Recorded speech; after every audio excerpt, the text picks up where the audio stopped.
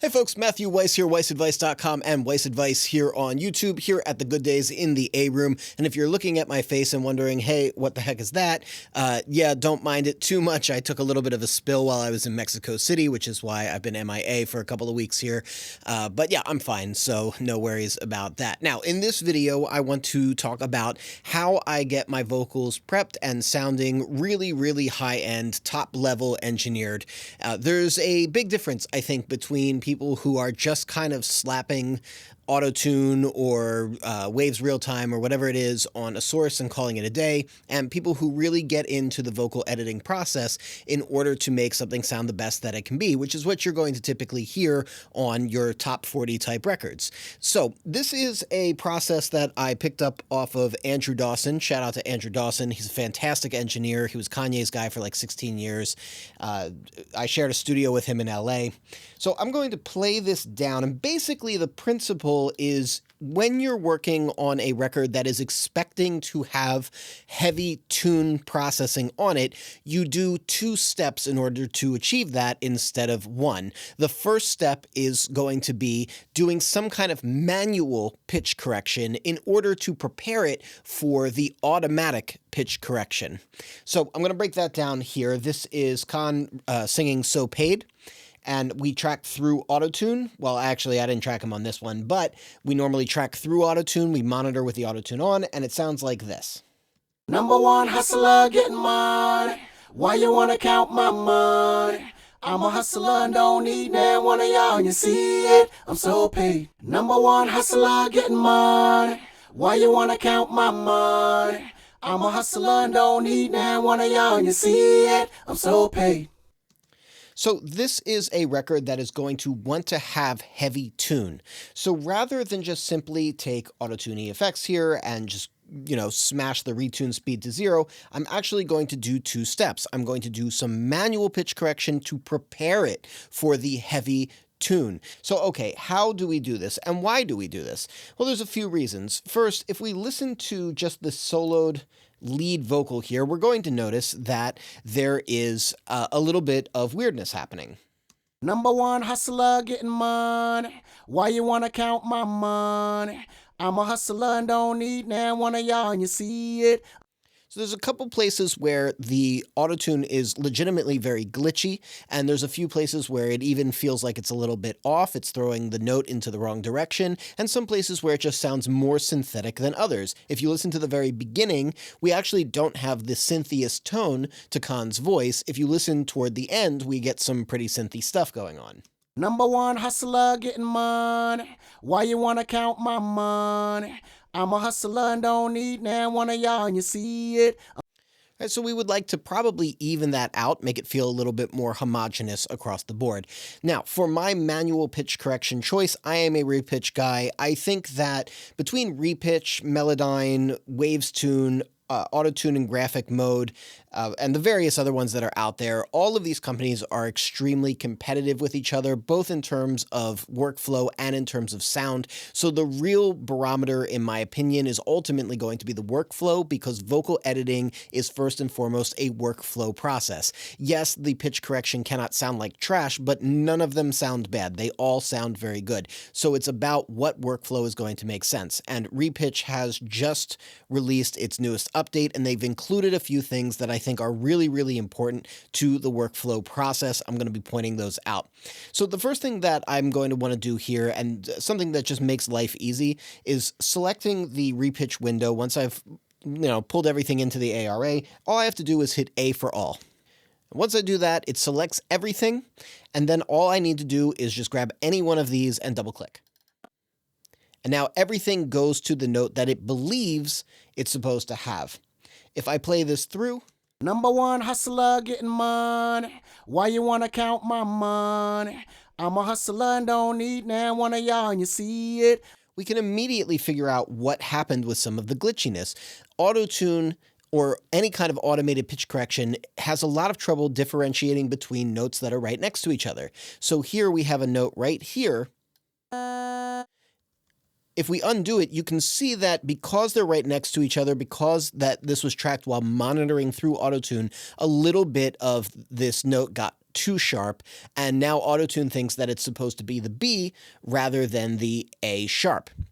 So in order to fix that, all we have to do is use manual pitch correction to put it in the right place. Cool, no problem. So once we go through and we do things like that, we can make those sounds feel like they belong. A good way to do this is to, in fact, have your Autotune on, or whatever real-time pitch correction you're using, and monitor through it a little bit harder than where you might end up putting it at the end of the day. So if I play this now. Number one hustler getting money. Why you wanna count my money? I'm a hustler and don't need now one of y'all, and you see it. So I know that everything is being pulled into the right note. There are still a few spots where I'm noticing some extra glitchiness. So the rest of my manual pitch correction is going to be dedicated to trying to work out those extra glitches. So let's go in here. Let's pop on over. One of the places I heard a glitch right away was on this word right here. Number one hustler getting money. Why you wanna count? Right, that Y feels like it's getting stair-stepped. That's what I call it when you get these like artificial portamentos that don't really belong. Why you wanna count my... So I'm going to use my cut tool here, and I'm going to separate these into different little note regions. And I believe that this is just supposed to hit the note. I don't think it's supposed to glide in, so I'm going to pull this up.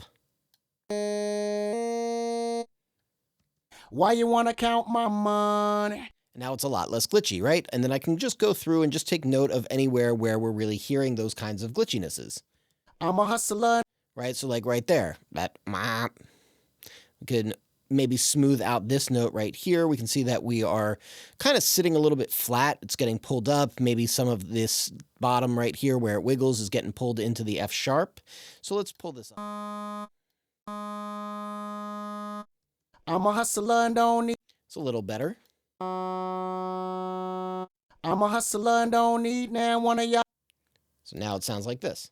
Why you wanna count my money? I'm a hustler and don't need now one. Cool. We got rid of that one. The word now is a little strange. I'm a hustler and don't need now one of y'all, and you see. So maybe this right here.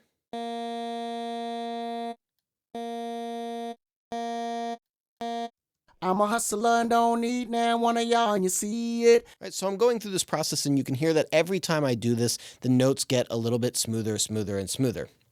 So let's say I go through all of this for my lead vocal. Now my lead vocal sort of becomes the map for everything else.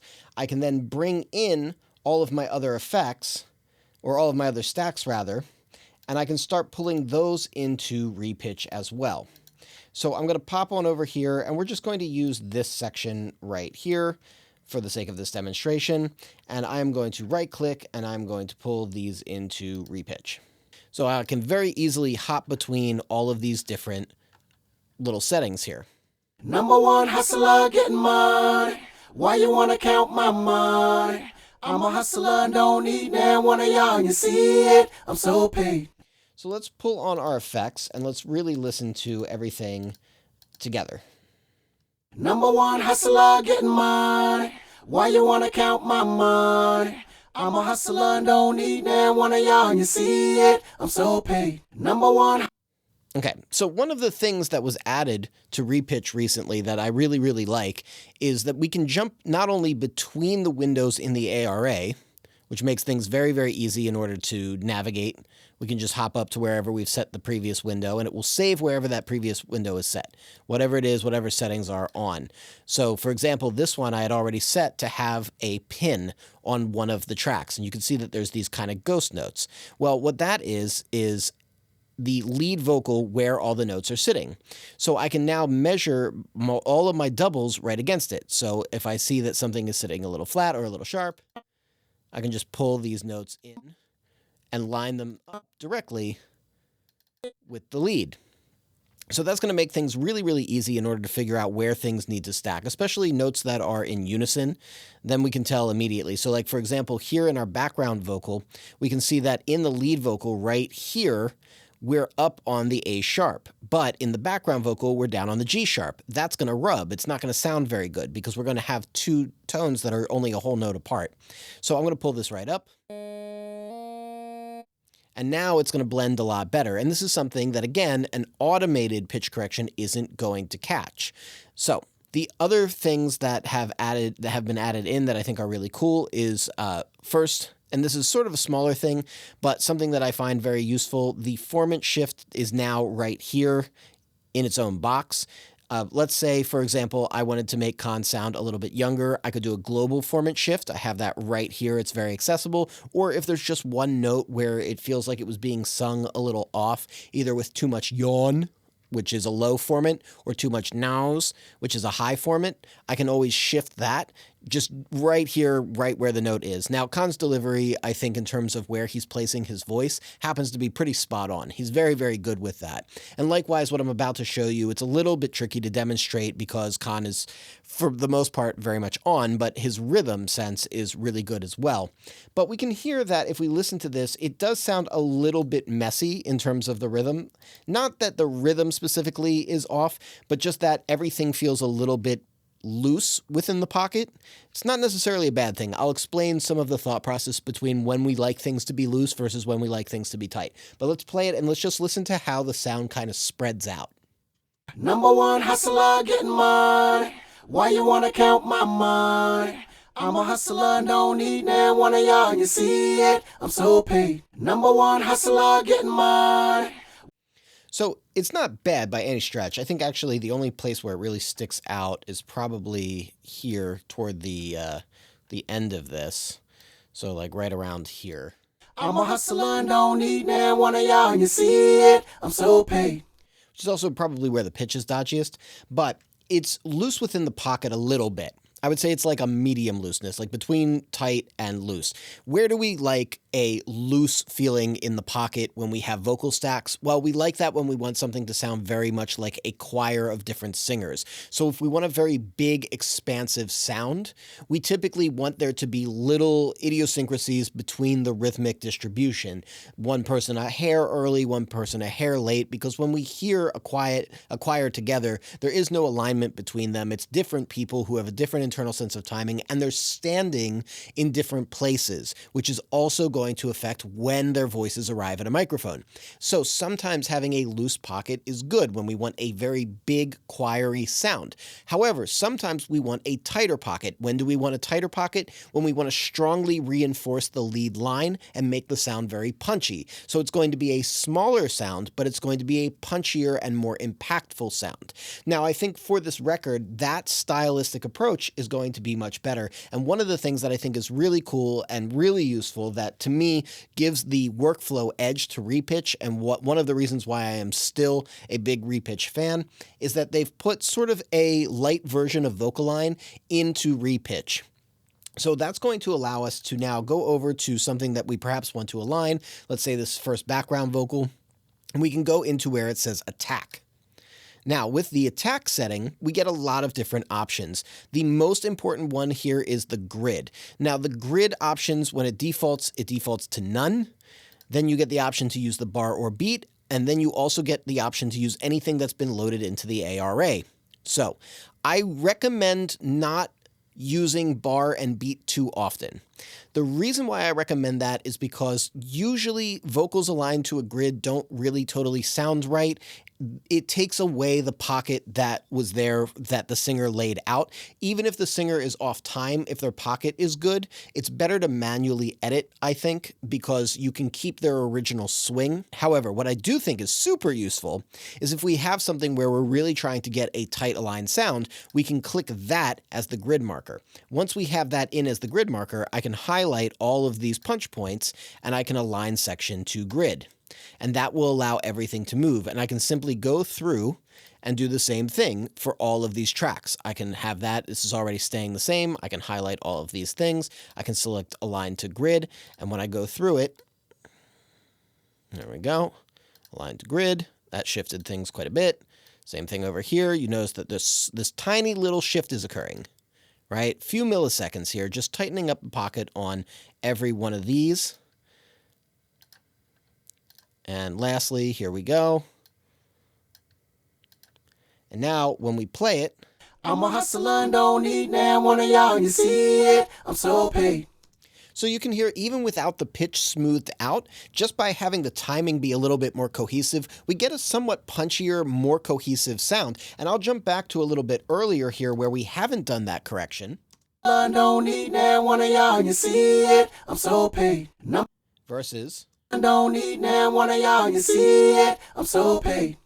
You can feel just that it's a little bit more together. And so this is really the secret sauce here. That separation between good and great is a very, very thin line, and the way we get over that thin line is with hard work. So anytime you're hearing some huge top 40 hit, you have to understand that somebody, me or someone else who does something similar, has sat down with the vocals and has gone through and made sure that manually everything is good. Everything feels right, that it's in time, everything feels cohesive, everything feels the way that we believe it should feel artistically, and we do that through an edit process. So I love RePitch. I've been on the RePitch train now for maybe like 3-4 years here, and I don't plan on leaving any soon. These new updates, I think, are really, really valuable to the process and make things so much easier and smoother for a program that was already very easy and smooth. So I'm quite happy with it.